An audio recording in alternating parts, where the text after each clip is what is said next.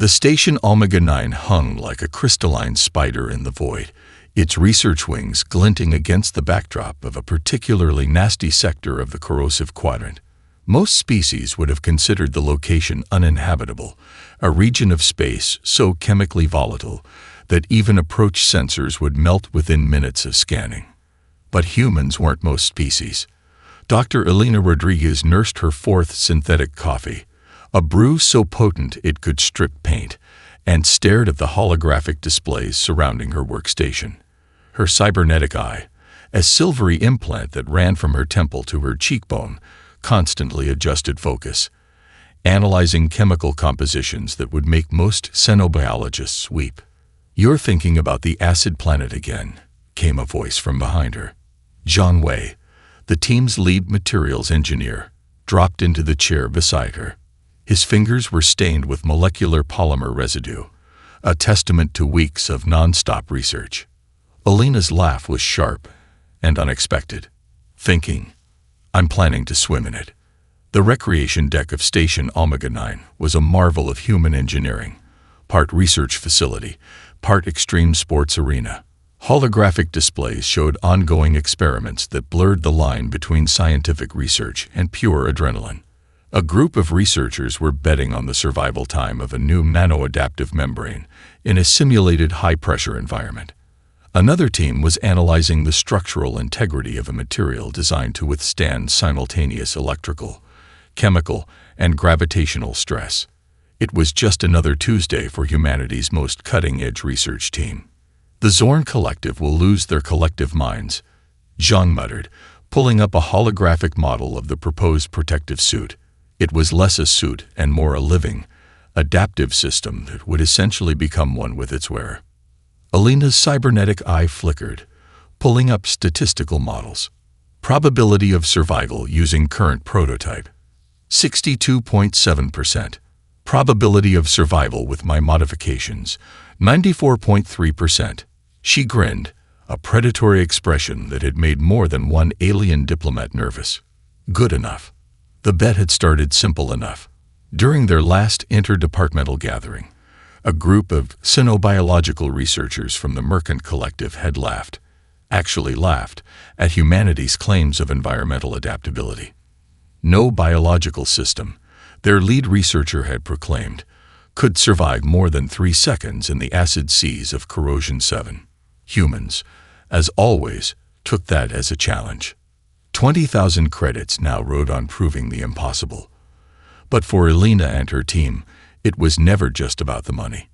It was about pushing the boundaries of what was considered possible. Marcus Okoye, their security specialist, joined them. A veteran of 3 interstellar conflict zones, he had that particular look of someone who found scientific exploration more exciting than military engagements. "The suit's quantum adaptive layers are ready," he reported. "We can reconfigure molecular structures faster than the acid can break them down." "Not just break down," Elena corrected, her fingers dancing across the holographic interface. "Interact with. Communicate with. We're not fighting the environment. We're becoming part of it." Zhang shook his head, a mixture of admiration and disbelief. Only humans would look at an environment that can dissolve titanium in microseconds and think, "You know what? I want to go swimming there." A communication ping interrupted their discussion. The Zorn observation drone, carefully hidden in the station's communication array, continued recording, its sensors working overtime to understand this inexplicable human behavior. They had no idea what was coming.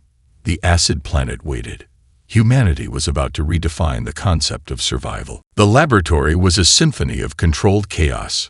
Holographic displays danced with molecular models, while robotic arms moved with a precision that bordered on sentience. At the center of it all stood the prototype, a suit that was less an article of clothing and more a living, breathing extension of human innovation. Dr. Elena Rodriguez ran her hand along the surface of the adaptive membrane, feeling it respond to her touch like a living organism. Each molecule was a tiny computer, capable of instantaneous reconfiguration. "We're not just creating protection," she murmured to Zhang Wei. "We're building a conversation with chemistry itself." Zhang's hands moved rapid-fire across multiple interfaces, running simulations that would have crashed lesser computational systems.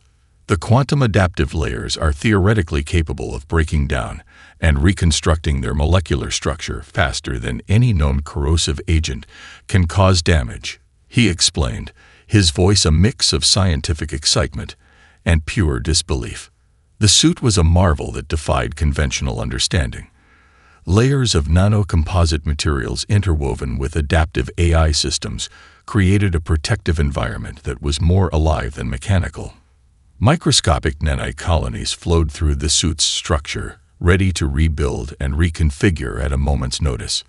Marcus Okoye watched the preparations with the keen eye of a security specialist who had seen humanity's most extreme technological achievements. Most species would be happy with a simple protective barrier, he commented.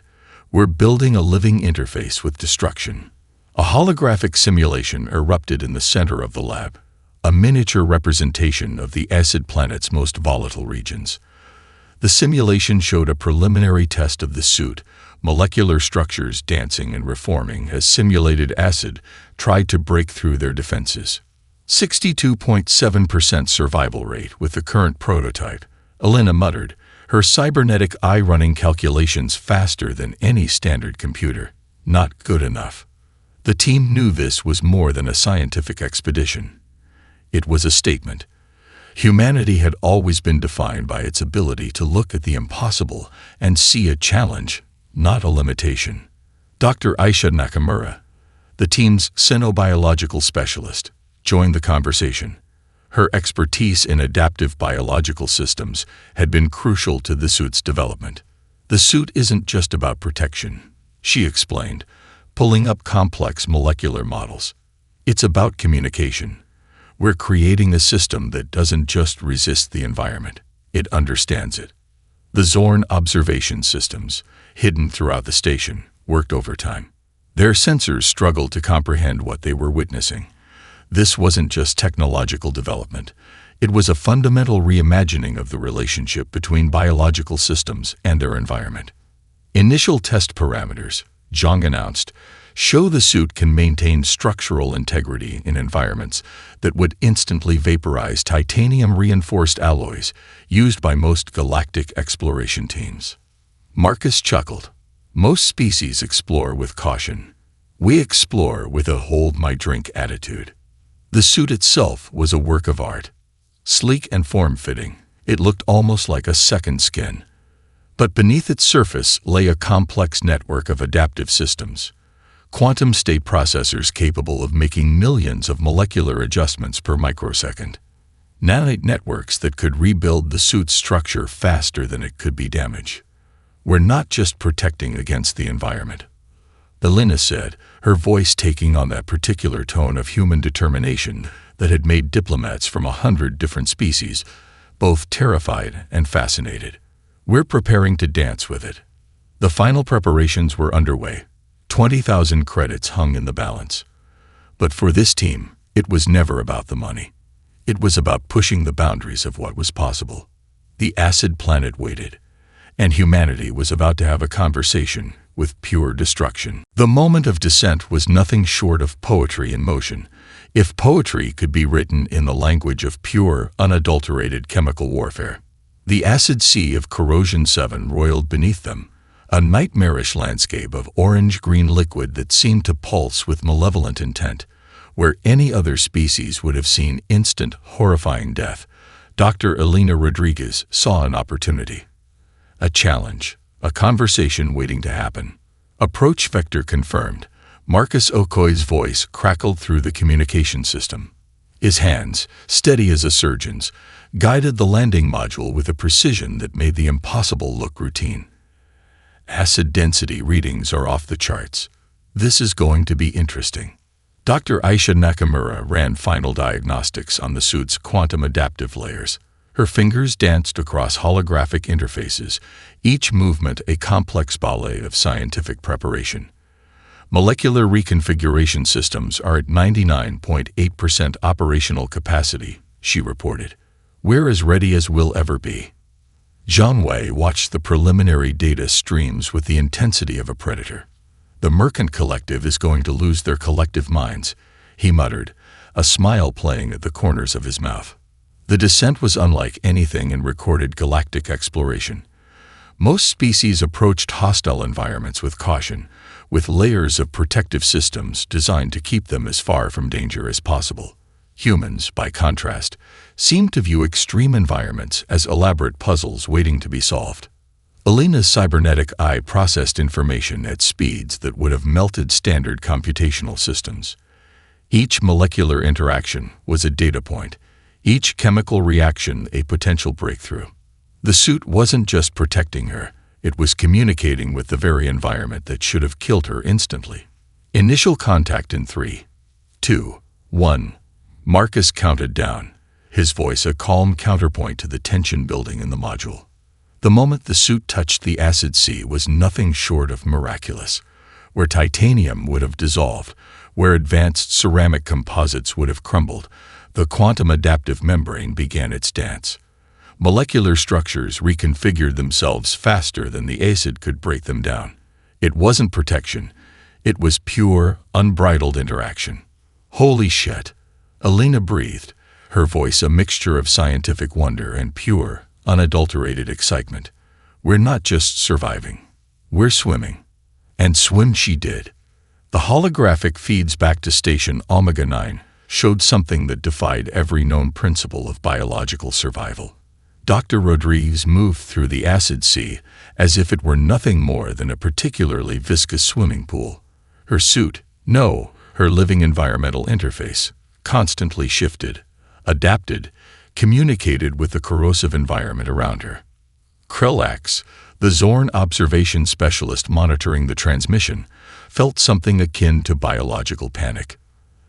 The transmission showed a human doing what should have been impossible: swimming, playing, collecting samples, in an environment that could dissolve most known materials in microseconds.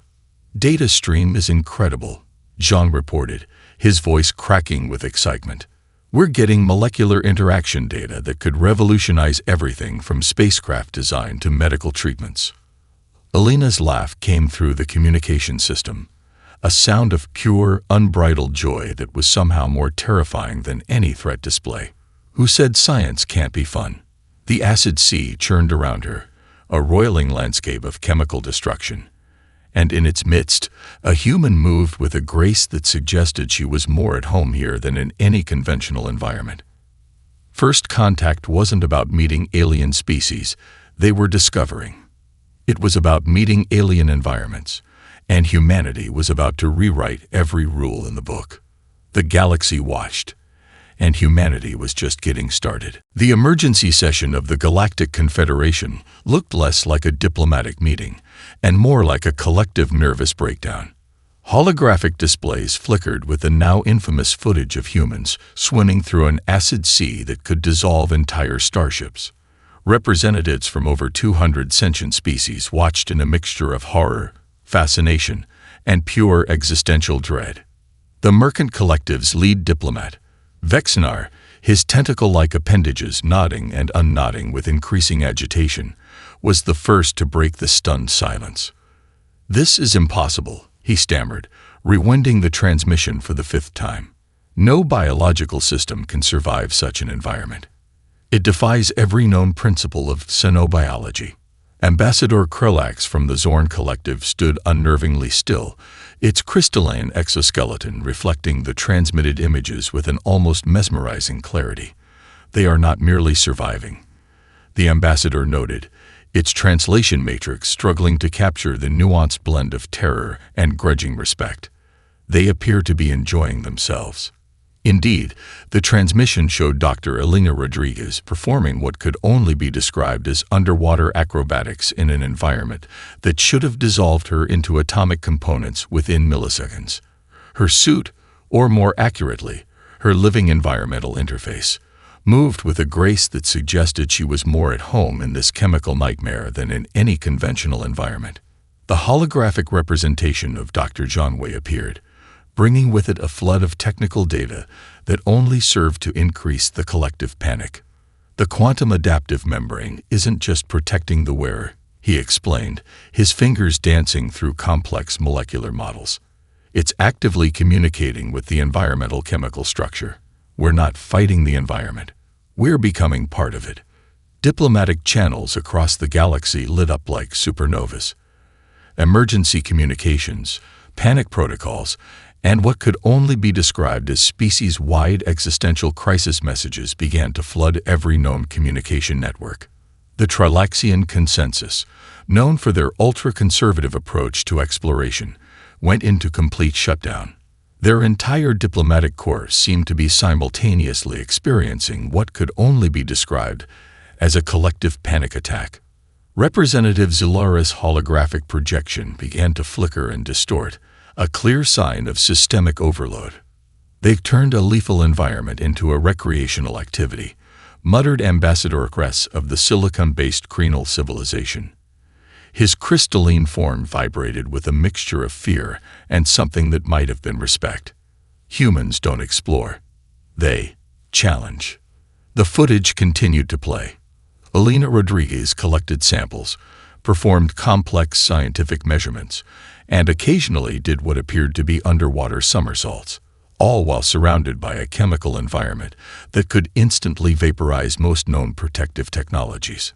Marcus Okoye's voice came through the transmission, cool and collected. "Just another Tuesday," he quipped, as if swimming through pure destruction was no more remarkable than a morning commute. The Galactic Confederation's emergency protocols were in complete disarray. Entire departments of xenobiological research were being forced to rewrite fundamental understanding of environmental adaptation. Insurance companies across multiple star systems began frantically recalculating risk assessments. This isn't just a scientific breakthrough. Dr. Aisha Nakamura's analysis cut through the panic. This is a fundamental reimagining of the relationship between biological systems and their environment. Vexnar of the Mercant Collective could only watch in horrified fascination as the humans continued their impossible swim. The 20,000 credit bet had become something far more significant, a moment that would reshape galactic understanding of what was possible. The universe was about to change, and humanity was just getting started. The research facility hummed with an energy that defied conventional scientific boundaries.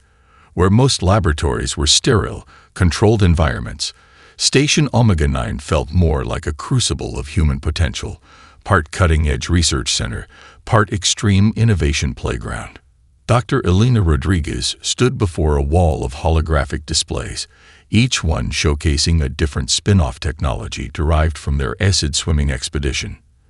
The quantum adaptive membranes they'd developed were already revolutionizing multiple industries in ways no one could have predicted. Medical reconstruction systems. Zhang Wei explained to a group of wide-eyed researchers from 3 different star systems that can rebuild tissue faster than damage can occur. Spacecraft hull materials that can dynamically adapt to extreme environmental stress. Planetary reconstruction technologies that can transform hostile environments into habitable zones. The implications were staggering. Marcus Okoye reviewed the economic projections. The patents alone would be worth trillions. But for the team, it was never about the money. It was about pushing the boundaries of what was possible. Dr. Aisha Nakamura's latest research showed the most profound breakthrough. The adaptive membrane wasn't just a protective technology. It was a fundamental reimagining of the interaction between biological systems and their environment. "We're not just protecting against destruction," she explained, her holographic presentation showing molecular interactions that seemed to dance with a life of their own. "We're learning to communicate with it." The Zorn Collective's research attaché, a crystalline being named Krulax, watched the presentations with a mixture of horror and fascination. Humanity had done more than survive an impossible environment. They'd turned it into an opportunity for unprecedented scientific advancement. The quantum adaptive layers can rebuild themselves faster than any known corrosive agent can cause damage.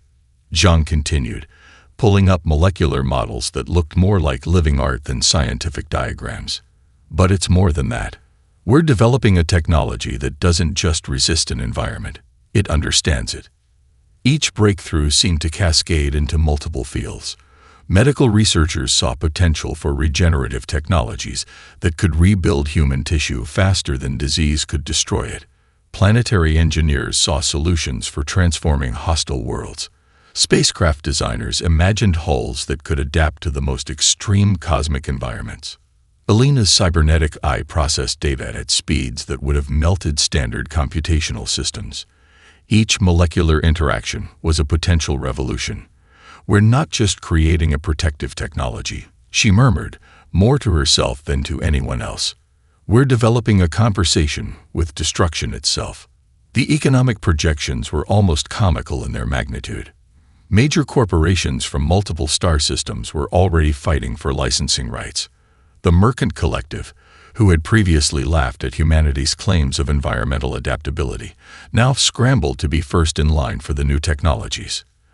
"Imagine," Marcus said, pulling up a holographic model of a planetary reconstruction system, "worlds that can heal themselves. Environments that can adapt and respond to change faster than any natural process." The research team had started with a simple bet: 20,000 credits to prove they could swim in an acid sea. They were now rewriting the fundamental understanding of technological potential. "This is more than a scientific breakthrough," Dr. Nakamura explained during a live Galactic broadcast. "This is a fundamental reimagining of the relationship between biological systems and their environment." The universe was watching, and humanity was just getting started. Outside the research facility, the acid planet of Corrosion 7 continued to churn, no longer a symbol of destruction, but a testament to human potential. What was once considered impossible was now becoming a playground of scientific discovery. The next mission was supposed to be impossible, even by human standards. Deep within the most volatile region of Corrosion 7, a series of chemical formations suggested something more than random planetary chemistry. Dr. Elena Rodriguez had discovered anomalies in the acid planet's molecular structure, patterns that hinted at complex interactions that defied every known scientific understanding. "We're not just mapping," she explained to her team during the mission briefing, her cybernetic eye projecting holographic models that danced with impossible complexity. "We're going to communicate with this environment." John Way had spent weeks developing an enhanced version of their quantum adaptive membrane. This wasn't just a protective suit anymore. It was a living, breathing scientific instrument designed to interact with the most hostile environment in the known galaxy. Marcus Okoye reviewed the mission parameters with the methodical precision of a veteran who had seen humanity's most extreme technological achievements. "Most species would send robotic probes," he muttered, checking the advanced sensor array. "We're going to swim through it." The team represented the pinnacle of human potential. Dr. Aisha Nakamura, their xenobiological specialist, had developed entirely new methodologies for environmental interaction. Where other researchers saw barriers, she saw opportunities for communication. Their target was a series of chemical formations located in what the preliminary scans called the molecular storm, a region so volatile that standard sensors couldn't even generate a consistent reading. Previous robotic probes had been dissolved within microseconds of entering the area. "The patterns we're seeing," Zhang explained, pulling up complex molecular models, "suggest something more than random chemical interactions. There's a complexity here that looks almost deliberate." The Zorn Collective's observation systems worked overtime. Their sensors struggled to comprehend what they were witnessing. This wasn't just an exploration mission. It was a fundamental challenge to everything they understood about environmental interactions. Alina's laugh cut through the tension. "Who says science can't be fun?" The descent into the molecular storm was nothing short of miraculous. Where any other species would have seen certain destruction, the human team saw a complex dance of molecular interactions. Their suits, living, breathing scientific instruments, moved through the environment with a grace that bordered on the impossible. "Data streams are incredible," John reported, his voice crackling with excitement. "We're getting molecular interaction data that could rewrite entire branches of scientific understanding." Marcus maintained mission security, his augmented systems constantly analyzing potential threats. But in this environment, the traditional concept of threat became meaningless. They weren't battling the environment. They were becoming part of it. Dr. Nakamura's sensors began picking up patterns that defied conventional understanding. Chemical interactions that seemed to suggest a level of complexity that bordered on biological communication. This isn't just a planetary environment, she breathed. This is something more. The molecular storm churned around them, a landscape of pure chemical chaos that would have dissolved any known protective technology in an instant. And in its midst, humans moved with a grace that suggested they were more at home here than in any conventional environment. 20,000 credits, Alina muttered, remembering the original bet that had started this entire expedition. We're way past that now. The mission was more than a scientific expedition. It was a statement. Humanity didn't just explore environments. They engaged with them, challenged them, transformed them. The galaxy watched, and humanity was just getting started. The discoveries came like thunderbolts of scientific revelation. What the team found wasn't just data. It was a complete reimagining of life itself. The acid planet wasn't dead. It was alive in a way no one had ever conceived. Complex chemical interactions mimicked biological processes so intricate that they blurred the line between environment and organism. Dr. Aisha Nakamura's hands trembled as she analyzed the initial data streams. This isn't just chemical interaction, she whispered to her teammates. This is communication. The molecular structures they discovered defied every known principle of planetary science. Where traditional xenobiologists saw a hostile environment, the human team saw a living system with its own form of intelligence. Chemical chains that responded, adapted, and seemingly communicated in patterns too complex for standard computational systems to fully comprehend. It's like the entire planet is one massive living organism, John Wee muttered, his fingers dancing across holographic interfaces that struggled to display the complexity of their findings. But not in any way we've ever understood living before. Alina Rodriguez's cybernetic eye processed information at speeds that would have melted standard computational systems. Each molecular interaction was a universe of potential. We're not just observing, she said, her voice a mixture of scientific wonder and pure excitement. We're having a conversation with an entirely new form of existence. The Zorn Collective's observation systems worked in overdrive. Their most advanced sensors were being pushed beyond every known limitation. What the humans were discovering challenged fundamental understanding of life, environment, and biological interaction. Marcus Okoye, typically the most pragmatic member of the team, found himself surprisingly philosophical. We came looking to prove we could survive, he said, watching the molecular interactions dance across the holographic displays. We're discovering we might not even understand what survive means. The chemical ecosystem revealed layers of complexity that made traditional biological models look like childish simplifications, molecular structures that could instantaneously reconfigure themselves, chemical interactions that responded to external stimuli with a speed and complexity that bordered on conscious thought. It's not just that the planet is alive, Dr. Nakamura explained during a live transmission back to Station Omega 9. It's that our very definition of alive is fundamentally limited.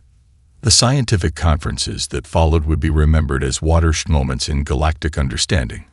Researchers from hundreds of species watched in a mixture of horror and fascination as the human team presented their findings. The implications were staggering. If this acid planet could exist in such a complex state, what other forms of life might exist in the universe that they had completely misunderstood? How many environments had been dismissed as uninhabitable when they were actually teeming with a form of life beyond current comprehension? We're not explorers, Alina said during the final transmission of their mission. We're translators. We're learning to read a language no one knew existed. The original 20,000 credit bet seemed laughably insignificant now. They had done more than survive an impossible environment. They had discovered an entirely new way of understanding existence. The acid planet of Corrosion 7 continued to churn, its secrets only partially revealed. Humanity had opened a door to an understanding of life that would reshape scientific thought for generations. And they were just getting started. The final report to the Galactic Confederation was anything but conventional. Where most scientific presentations were dry recitations of data, the human team turned their mission to brief into a testament of possibility. Dr. Elena Rodriguez stood before representatives from over 200 sentient species, her cybernetic eye projecting holographic displays that seemed to breathe with living complexity. "We didn't just explore an environment," she declared, her voice cutting through the stunned silence. "We had a conversation with a form of existence most species would have dismissed as impossible." The holographic displays showed the journey, from their initial bet to the profound discoveries that would reshape scientific understanding.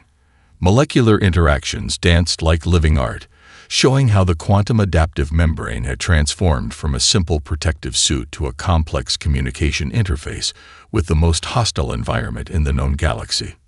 Zhang Wei presented the technological breakthroughs, adaptive materials that could rebuild themselves faster than destruction could occur, medical technologies that could regenerate tissue at the molecular level, planetary reconstruction systems that could transform hostile environments into living ecosystems. Marcus Okoy's security analysis revealed something even more profound. "This isn't just about survival," he explained. "This is about reimagining the very concept of interaction with unknown environments."